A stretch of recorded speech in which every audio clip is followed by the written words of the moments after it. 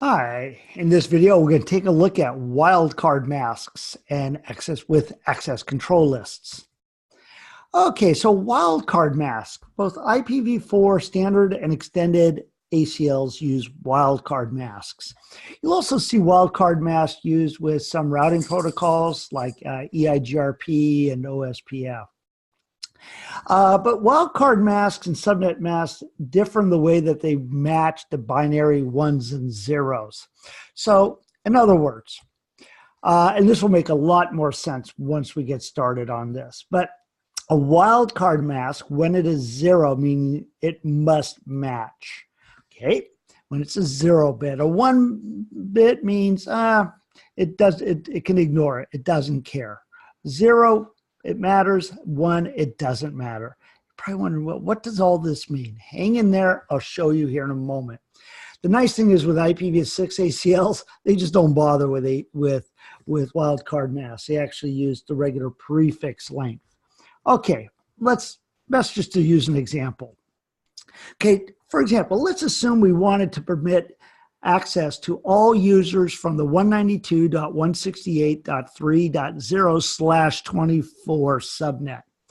Okay, well, in the access control list statement, we want to identify this network address, but we don't use a subnet mask, we use a wildcard mask to do this.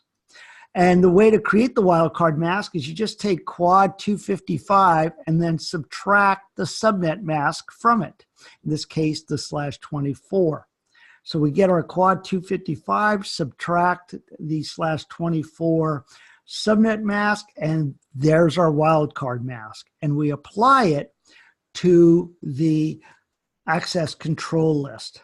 Okay, so this is where we add the wildcard mask. And we haven't talked about how to configure or how to create ACL statements or access control entries yet, but we will. But we use a wildcard mask instead of a subnet mask. Okay, let's take a look at another example. Let's say we wanted to permit access to all users from the /28, this /28 network. Okay, again, the subnet mask is actually 255, 255, 255, 240. Let's just subtract that from a quad 255, and here's our wildcard mask. And we can see once again where we're using the wildcard mask.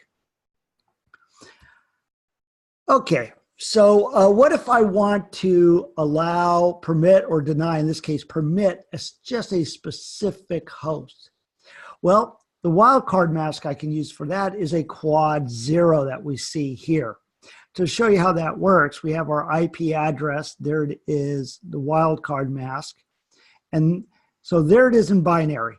There's our wildcard mask in binary. Remember, 0 bits mean it must match. So the result is that all these bits must match. So the match must be as follows, just what we see right here. All of this must be the match. So that's what it must look like. Okay. Well, instead of using a quad 0, there's another way that we could actually write this statement. That's to use the host keyword. So instead of saying permit, and then here's actually what we're looking at here. This must be the match. This specific host, meaning these 32 bits. Well, what we can just do is say host 192.168.1.1, okay, meaning all 32 bits must match. Okay, we have a similar entry. Oh, the host keyword can also be used with IPv6 ACLs. All right, we also have a similar entry to say any. So if we want to allow any packet, in this case, any source IP address, to be permitted, we could just say use quad 0 for the IP address and then quad 255 for the wildcard mask. The way that works is like this. It says all ones in the wildcard mask means I don't care what the IP address is. So the result is basically I don't care. Anything is permitted. Well, we can substitute that quad 0, quad 255 substitute all of this for the any keyword. Okay. And again, that's also available in IPv6. Okay, so here's just some examples of using either the any or the host keywords. Both are totally acceptable. Do this exact same thing. Okay, but again, just to be clear, the host says, the host here, that means this, all 32 bits must match. That's what this host keyword means.